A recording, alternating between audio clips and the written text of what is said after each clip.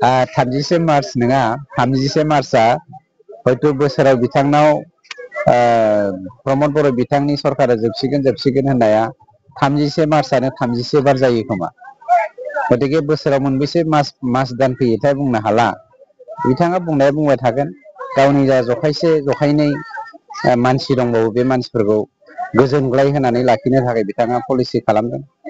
आं मोनसे बाथ्राखौसो बुंनो नागिरदों, जोंनि UPPL दोलोआ दिनै जेरै बिलोनि ना सारग्राफ्रा बिलोखौ सारनानै नाखौ हमजोबो, BTCनि कमप्लिट रायजो राजायानो दिनै UPPL दोलोआव फैजोब्बाय आरो जोङो समाजनि जौगाथायनि थाखाय साफ्रोमनोबो मेसेजखौ हरनाय लोगो लोगोनो बिथांमोना जों फैजोबनायनि जाहोनाव दा माफा मानै नाथुर जुनाखं थाबोदों, एम्बु थेरेफोर थाबोदों।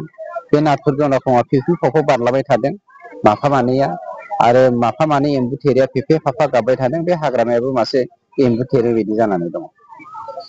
31 मार्च नङा 31 मार्चआ हयथ' बोसोराव बिथांनाव प्रमद बर' बिथांनि सरकारा जोबसिगोन होननाया 31 मार्चआनो 31 बार जायो खोमा।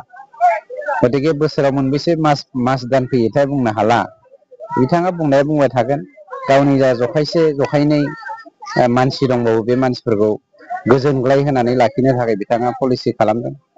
आं मोनसे बाथ्राखौसो बुंनो नागिरदों, जोंनि UPPL दोलोआ दिनै जेरै बिलोनि ना सारग्राफ्रा बिलोखौ सारनानै नाखौ हमजोबो, BTCनि कमप्लिट रायजो राजायानो दिनै UPPL दोलोआव फैजोब्बाय आरो जोङो समाजनि जौगाथायनि थाखाय साफ्रोमनोबो मेसेजखौ हरनाय लोगो लोगोनो बिथांमोना जों फैजोबनायनि जाहोनाव दा माफा मानै नाथुर जुनाखं थाबोदों, एम्बु थेरेफोर थाबोदों।